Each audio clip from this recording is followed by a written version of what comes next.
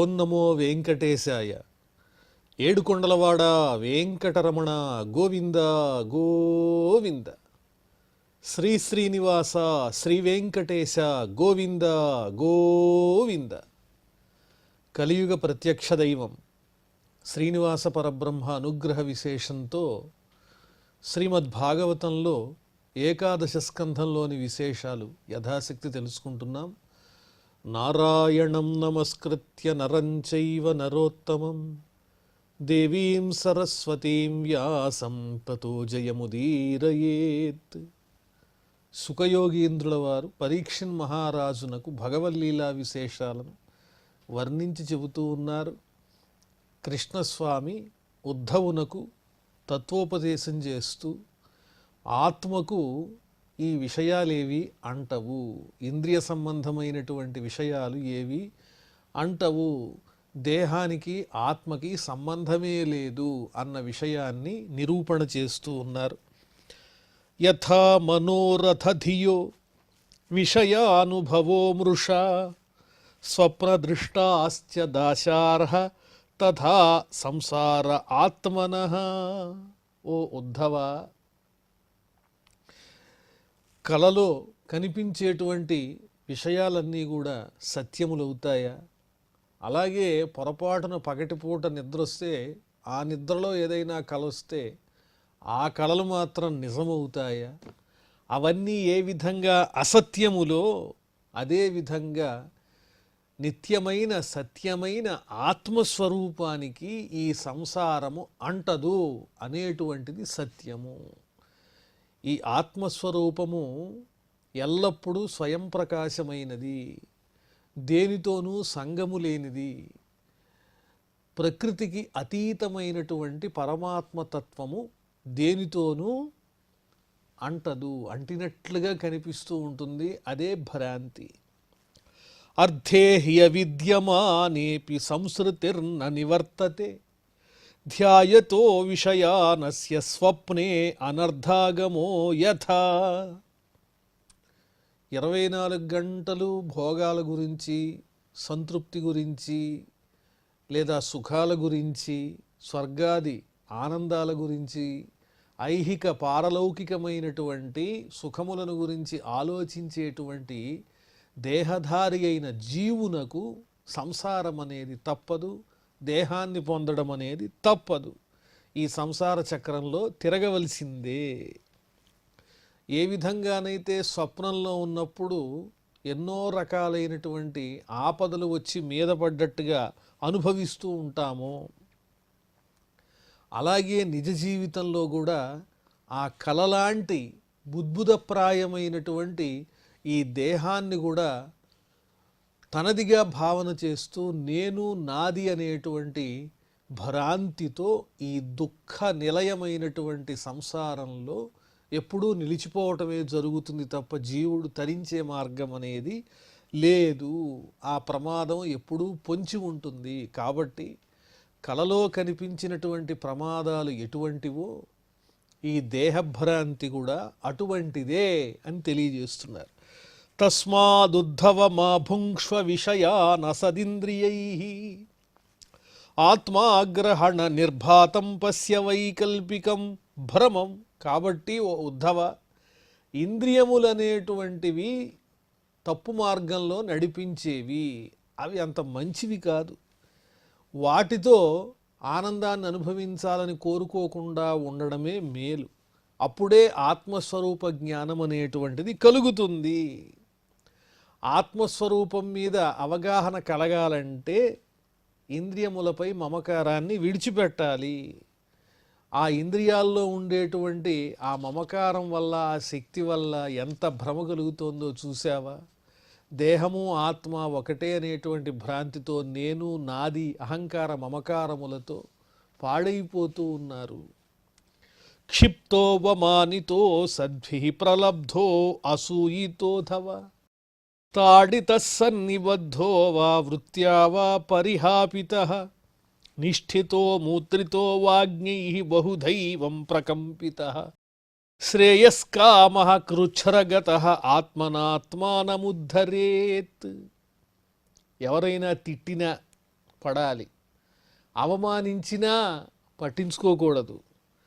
ఇవన్నీ ఎవరు చేస్తారంటే మనలో ఉన్నటువంటి సత్వగుణాన్ని పోగొట్టి దారి మార్చటం కోసం ప్రయత్నించేటువంటి దుష్టులు చేస్తుంటారు. వారికి తెలియదు ఆత్మస్వరూపము, అలాగే అటువంటి ప్రయత్నం చేసేటువంటి సాధకుల్ని కూడా పాడు చేయాలని చూస్తారు. కాబట్టి అలాంటి వాళ్ళు మనకి తారసపడి తిట్టినా అవమానించినా, అదేవిధంగా మనం చెయ్యనటువంటి తప్పుకి మన్ని బాధ్యుల్ని చేస్తూ మన మీద దోషాల్ని ఆరోపించిన, కొట్టిన, కట్టివేసిన, మన నిజ జీవితంలో జరుగుతున్నటువంటి సంఘటనలని తారుమారు చేస్తూ మనకి ఆ జీవనానికి భంగం కలిగించిన, లేదా ఇంకా మన ముఖం మీద ఉమ్మి వేసిన, లేదా ఇంకా దారుణంగా మూత్రాదులతో అపవిత్రం చేసిన, ఎన్ని విధాలుగా చేసినా కూడా చెలించకుండా ఉండేటువంటి వాడే నిజమైనటువంటి సాధకుడు. మోక్షాన్ని కోరేటువంటి వాడు ఇటువంటి దుష్టమార్గముల వైపు తప్పించేటువంటి వారి యొక్క ప్రభావాన్ని ఏమాత్రమూ తన మీద ఉంచుకోడు. కాబట్టి ఇలాంటి కష్టాలని తట్టుకుని చెలించకుండా తనని తాను ఉద్ధరించుకోవటమే ప్రధానమైన లక్షణమై ఉండాలి ముక్తి కోరేటువంటి వారికి అనంగానే అప్పుడు ఉద్ధవుడంతటి వాడికి సందేహం కలిగింది. ఏమిటి ఇలా చెప్తున్నాడు కృష్ణ పరమాత్మ? ఎదుటివాళ్ళు ఉమ్మేసిన, అపవిత్రం చేసిన, కొట్టిన, తిట్టిన, కట్టివేసిన, ఏం చేసినా పట్టించుకోకుండా ఉండాలా? అది లోకంలో ఎవరి వల్లైనా అవుతుందా? యథైవమనుబుద్ధేయం వదనో వదతాం వర సుదుస్సహమిమం మన్యే ఆత్మన్యసదతిక్రమం. అయ్యా, చక్కటి ఉపదేశాలు ఇవ్వడంలో నువ్వు నిష్ణాతుడు అయ్యా శ్రీకృష్ణ. మంచిగా చెప్పే వాళ్ళల్లో నీ అంత గొప్పవాళ్ళు ఎవరూ లేరు. ఏమిటి నువ్వు చెప్తున్నది? దుష్టాత్ములైనటువంటి వారు సాధకుని పట్ల చేసేటువంటి ఈ దుష్టమైన పనులన్నీ కూడా భరించేవాళ్ళు అసలు లోకంలో ఎవరైనా ఉంటారా? అది చాలా కష్టమని నాకు అనిపిస్తోంది. అది ఎవరు చేయలేరు. మన ఎదురుగుండా వచ్చి మన అవమానించినా ఒకంత భరిస్తారేమో కానీ, ఆ స్థాయికి వెళ్ళగలరేమో కానీ, ఏం చేసినా తట్టుకుని ఉండేంత సహనము, క్షమ ఎక్కడుంటుంది? సహజ స్వభావం ఒకటి ఉంటుంది కదా. విదుషామపి విశ్వాత్మన్ ప్రకృతిర్హి బలీయసి అరతే త్వద్ధర్మ నిరతాన్ శాంతాంస్తే చరణాలయాన్. ఎంతటి పండితులైనా, బాగా చదువుకున్న వాళ్ళైనా కూడా తమ స్వభావాన్ని దాటి కొన్నిసార్లు ఏమాత్రము ఉండరు. తన స్వభావాన్నే నిలబెట్టుకుంటారు తప్ప దాన్ని అతిశయించి, దాన్ని అతిక్రమించి ఉన్నతంగా ఉండగలిగే సహనశక్తి ఎవరిలో మాత్రం ఏమున్నది? చాలా స్వల్పంగా ఉంటారు. ఏమో మహానుభావులు ఎక్కడైనా ఉండొచ్చు. వారికి రెండు చేతులు జోడించి దండం పెట్టి ఆ స్వభావం అలవాటు పడాలని మనం ఎంతో గొప్పగా కృషి చెయ్యాలి. ఆ పరమాత్మను ఆశ్రయించి, స్వామి సుఖాలకి దుఃఖాలకి అతీతంగా నిలిచేటువంటి మానసిక ధైర్యాన్ని ఇయ్యవయ్యా అని ప్రార్థించవలసినటువంటి అవసరం ఎంతైనా ఉంది. ఉంటారు అలాంటి గొప్ప మహానుభావులు, తట్టుకునేవాళ్ళు. కానీ లోకంలో మూడొంతులు కంటికి కనిపించే చోట మాత్రం సమున్నతమైనటువంటి విద్యని అభ్యసించినా కూడా కర్తృత్వాన్ని విడిచిపెట్టుకోలేక ఎదుటి వాళ్ళ మీద దోషారోపణ చేస్తూ, వాళ్ళని అనేక రకాలుగా బాధ పెడుతూ, తన ఔన్నత్యాన్ని చాటి చెప్పుకోవటానికి ఎల్లప్పుడూ ప్రయత్నిస్తూ, ఎక్కడ తనకి తక్కువదనం వచ్చేస్తుందేమో, నేనే గొప్ప అనే భావాన్ని ఎప్పుడూ కలలో కూడా మోసుకోవాలని ప్రయత్నించేటువంటి వారి యొక్క సంఖ్యయే లోకంలో అధికంగా కనిపిస్తోంది. ఇది అతిక్రమించి ఉండగలిగినటువంటి వారు మహానుభావులు. నిజంగా వాళ్ళు పరమాత్మ స్వరూపులే. అలాంటి వాళ్ళు లోకంలో ఉంటారని నాకు నమ్మకం లేదంటున్నాడు ఉద్ధవుడంతటి వాడు. కాబట్టి కానీ ఒక మార్గం ఉందయ్యా కృష్ణ, ఒక్క మార్గం ఉంది. ఎవరైతే నీ పాదాలనే హృదయంలో పెట్టుకుని నిన్నే చింతిస్తూ ఉంటారో, నీ స్వరూపంగానే అంతటినీ దర్శిస్తారో, శాంత స్వభావం తప్ప వేరొకటి తెలియని వాళ్ళు ఎవరైతే ఉంటారో, ఏమాత్రము రజస్సు తమస్సు ప్రవేశించినటువంటి వాళ్ళు ఉంటారో నీ భక్తి వల్ల, అలాంటి వాళ్ళు నువ్వు చెప్పినటువంటి విధంగా ఉండడానికి సమర్థులవుతారు.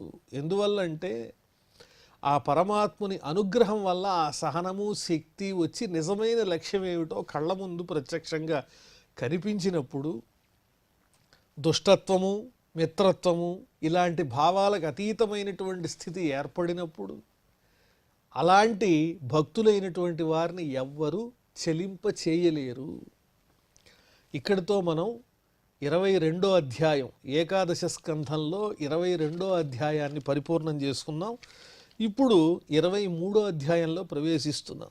శ్రీ శుక ఉవాచ స ఏవ మాశంసిత ఉద్ధవేన భాగవతముఖ్యేన దాశార్హముఖ్యః సభాజయన్ భృత్యవచో ముకుందః తమాబభాషే శ్రవణీయ వీర్యః.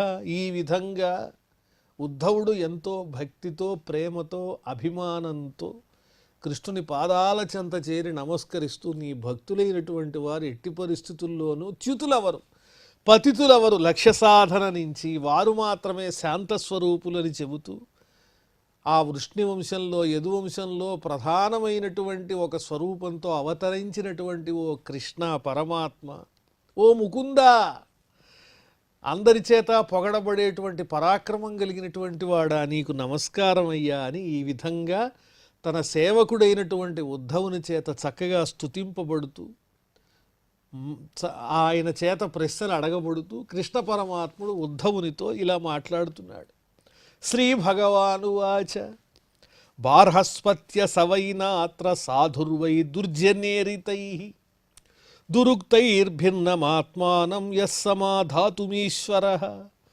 సాక్షాత్తు బృహస్పతి అంతటి వాని దగ్గర విద్యలు అభ్యసించినటువంటి ఓ ఉద్ధవ, ఓ బృహస్పతి శిష్యుడవైనటువంటి ఓ ఉద్ధవ,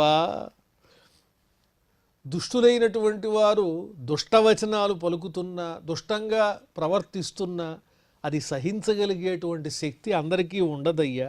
దురుక్తై భిన్నమాత్మానం యస్సమాధాతుమీశ్వరః.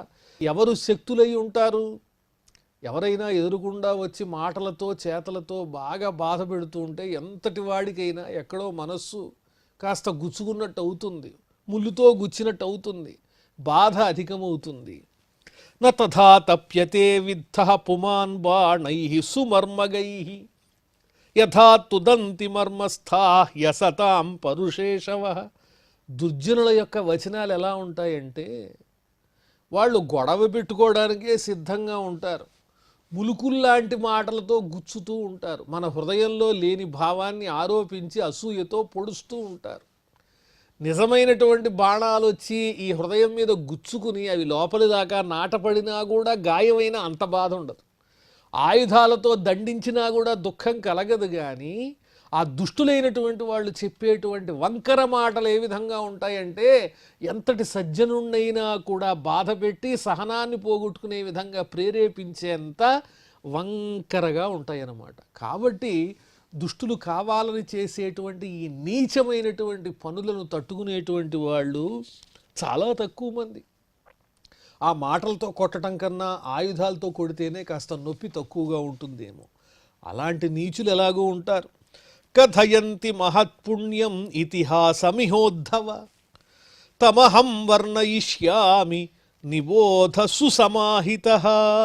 కాబట్టి నువ్వు అడిగిన ఈ ప్రశ్నకు సంబంధించినటువంటి ఒక చక్కని వృత్తాంతం అనేది నేను చెబుతాను, విను. చాలా పవిత్రమైనటువంటి ఒక చక్కని జరిగినటువంటి వృత్తాంతం ఇది. అది నేను తెలియజేస్తున్నాను, శ్రద్ధాసక్తులతో వినవలసింది అని కృష్ణ పరమాత్మ ఒక చక్కని ఇతివృత్తాన్ని ఆ ఉద్ధవునకు వర్ణించి చెబుతున్నారు. కేనచిత్ భిక్షుణా గీతం పరిభూతేన దుర్జనైః స్మరతా ధృతియుక్తేన విపాకం నిజ కర్మణ. ఒక భిక్షు ఉన్నాడు, సాధువు. అతన్ని కొంతమంది దుష్టులు పరిహసించారు, ఇబ్బంది పెట్టారు. అలా చేసినప్పటికీ కూడా ఆయన తనలో ఉన్నటువంటి సహనాన్ని కానీ ధైర్యాన్ని కానీ పోగొట్టుకోకుండా, ఇదంతా దేనివల్ల జరుగుతోందంటే నేను చేసుకున్నటువంటి కర్మ వల్ల కలుగుతోంది తప్ప వీళ్ళంతా కారణం కాదు అని అందులో కూడా అనుకూలమైనటువంటి ఒక చక్కని ఆలోచనతో వారి పట్ల ద్వేషం లేకుండా ఇది నా కర్మఫలము, ఏ జన్మలోనూ నేను చేసుకున్నటువంటి పాపం వల్లనే వీళ్ళంతా ఈ రకంగా నన్ను ఆడిపోసుకుంటున్నారు, నన్ను తిడుతూ ఉన్నారు, నన్ను అవమానిస్తున్నారు, దీంట్లో వీళ్ళ తప్పే ఉంది అని అందులో కూడా తన దోషాన్నే ఎంచుకునేంత ఒక సాధువు ఆ భిక్షువు. ఆయన తన కర్మఫలం అని దాన్ని భావించి చక్కగా ఒక గీతం పాడారు. దాని గురించి నేను తెలియజేస్తాను వినవయ్యా ఉద్ధవా అని చెప్పడం ప్రారంభిస్తూ ఉన్నారు. ఇదే భిక్షు గీతము అనేటువంటి పేరుతో ప్రసిద్ధమయ్యింది. అవంతీషు ద్విజ కశ్చిదాసీదాఢ్యతమశ్రియ వార్తావృత్తి కదర్యస్తు కామీ లుబ్ధోతి కోపన. అవంతి దేశంలో ఒక ద్విజుడు ఉండేవాడు, బ్రాహ్మణోత్తముడు. ఆయన ఎన్నో రకాలుగా ధనాన్ని కూడబెట్టాడు, వ్యాపారం చేశాడు, వ్యవసాయం చేశాడు, ఎన్ని మార్గాలుంటే అన్ని మార్గాలు ధన సంపాదనకే సమయాన్ని వెచ్చించాడు, ధనవంతుడయ్యాడు. కానీ అతని స్వభావం అంత సరిగ్గా లేదు, ఇతరుల్ని బాధ పెట్టేటువంటి మనస్తత్వం. తన పని అయిపోవాలి, తనకు ధనం రావాలి, తను బాగుపడాలి, ఎదుటివాడు ఎంత బాధపడితే మాత్రం నాకెందుకు అనే లోభి గుణం. పోని తాను సంపాదించిన దాంట్లో తను అనుభవించలేడు, ఎదుటివాడికి పెట్టలేడు. అలాగే కాముకుడు, కోరికలు అధికంగా కలిగినటువంటి వాడు, దానికి తోడు కోపం కూడా ఉంది. ఇన్ని రకాలైన లక్షణాలు కలిగినటువంటి ఒక ద్విజుడు ఉండేవాడు అవంతి దేశంలో. జ్ఞాతయో అతిథయస్తస్య వాంగ్మాత్రేణాపి నార్చితా శూన్యావసథ ఆత్మాపి కాలే కామైరనర్చితః. ఇంటికి వచ్చిన అతిథుల్ని గౌరవించడు, కనీసం బంధువులనైనా చూడడు, పోనీ సత్కరించకపోతే పోయే మాటలతోనైనా వారికి ఓదార్పునిస్తాడా అంటే అదీ లేదు. ఏకాంతంగా ఒక్కడే ఉంటాడు. ఆయన ఏ భోగాలు అనుభవించడు, తాను సంపాదించినటువంటి సంపాదన 10 మందికి ఉపయోగించేలాగా చెయ్యడు. ఈ రకమైనటువంటి ఒక నికృష్టమైనటువంటి స్వభావంతో ఉన్నాడు అతను. దుశ్శీలస్య కదర్యస్య దృహ్యంతే పుత్రబాంధవాః దారా దుహితరో భృత్యాః విషణ్ణా నాచరన్ ప్రియం. ఇలాంటి దుష్టమైన స్వభావం కలిగి ఎప్పుడూ ఇతరుల్ని పీడించేటువంటి లక్షణం కలిగి ఉండేవారి దగ్గర ఎవరు మాత్రం మసలగలరు? బయట వాళ్ళకే కాదు, అతనితో ఉన్న ఇంట్లో వాళ్ళకి కూడా అతని మీద విసుగు వచ్చింది. ఏమిటితను ఇలాంటి నీచమైన ప్రవృత్తితో ఉన్నాడు అని అతని కుమారులు అనుకుంటున్నారు. ఇతడు ఎప్పుడూ పీడిస్తూనే ఉంటాడు అని అతని బంధువులు అనుకుంటున్నారు, భార్య అనుకుంటున్నది, కూతుళ్ళు అనుకుంటున్నారు, అతని సేవకులు కూడా అనుకుంటున్నారు. అతని దగ్గరున్న ప్రతి ఒక్కళ్ళు అతన్ని తిట్టుకునే వాళ్లే తప్ప అతనిలో మంచిని ఎవ్వరూ చూడలేకపోయారు. ఎవరి ఇష్టాన్ని అతను సాధించలేకపోయాడు. దాంతో వాళ్ళందరూ మనసు కష్టపెట్టుకుని అతనికి ఇష్టంగా ఉండడం మానేశారు. పైగా అతన్ని ఎలాగైనా సరే హింసించాలి అనే ద్రోహబుద్ధితో కూడా ఉన్నారు. అంతే కదా, ఇది సహజం. అయిన దానికి కాని దానికి ఎదుటి వాళ్ళని పీడిస్తూ ఉంటే మరి అందరి హృదయాల్లోనూ ఇలాంటి భావనే వస్తుంది. వీడు ఎప్పుడు నాశనం అయిపోతాడు, వీడి వల్ల మనకి సుఖం లేదు, వాడు సుఖపట్టం లేదు, వీడి వల్ల సమాజానికి ఏం ప్రయోజనం, వీడు నశిస్తే బాగుండు అనే కోరుకుంటారు కదా. ఇది లోక సహజమైన విషయం. తస్యైవం యక్షవిత్తస్యచ్యుతస్యో భయలోకతః ధర్మకామవిహీనస్య చుక్రుధుః పంచభాగినః. యక్షులు ధనాన్ని బాగా చేర్చి పెడతారు తప్ప వాళ్ళు అనుభవించరు. అదేవిధంగా ఎవరికీ వినియోగించరు. అలాగే ఇతను కూడా ధనాన్ని అనేక రకాలుగా వాణిజ్యం చేశాడు, వర్తకం చేశాడు, వ్యవసాయం చేశాడు, ఇంకొకటి చేశాడు. ఇలా సంపాదించిన ధనాన్నంతా దాచిపెట్టాడు తప్ప వినియోగించటం అనేదే లేదు. కాబట్టి అలా ఉండేవాళ్ళు ఈ లోకంలో ఎవరి యొక్క మన్ననలు పొందలేరు.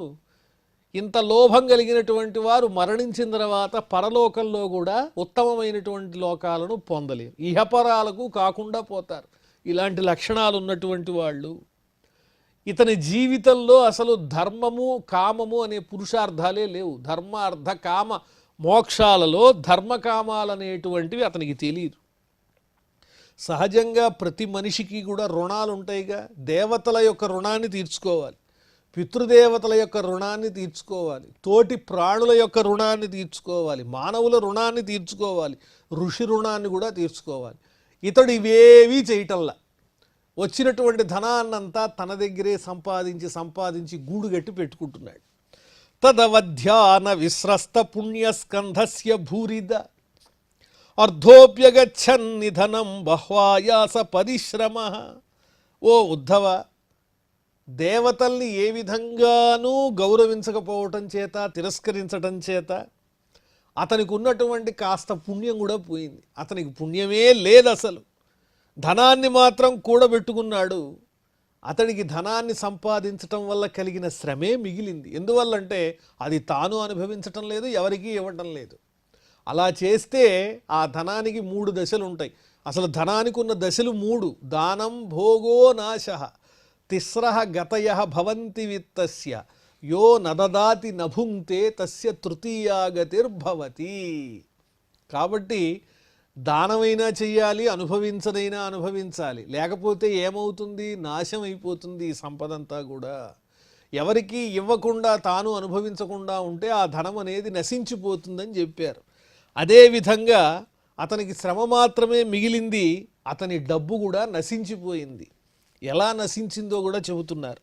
జ్ఞాతయో జగృహు కించిద్దస్యవ ఉద్ధవ దైవతః కాలతః కించిత్ బ్రహ్మబంధో నృపార్థివాత్. అతనికి ఉన్నటువంటి సంపదని కొంత బంధువులు తెలిసి తెలియకుండా అతని దగ్గర నుంచి లాగేశారు. ఇంకొంత సంపదలో భాగమేమో దొంగలు దోచుకుపోయారు. ఇంకొంత ధనమేమో రాజుగారికి పన్ను కట్టాలిగా, ఆ రూపేణా కొంత ధనం అనేది పోయింది. కాలవశం వల్ల కొంత ధనం నశించిపోయింది. అంటే ప్రకృతి వైపరీత్యాల వల్ల, దైవం వల్ల, అగ్ని ప్రమాదాదుల వల్ల మిగతా ధనం అంతా పోయింది. ఈ రకంగా కూడబెట్టిన ధనం అంతా పోయింది. అంటే అతని జీవితంలో చూసినట్లయితే అతడు ఏ పుణ్యాన్ని సాధించకుండా ధనార్జనమే పరమోత్కృష్టమైన కార్యంగా పెట్టుకున్నాడు. తద్వారా అతడు చివరికి ఏమీ లేనివాడయ్యాడు.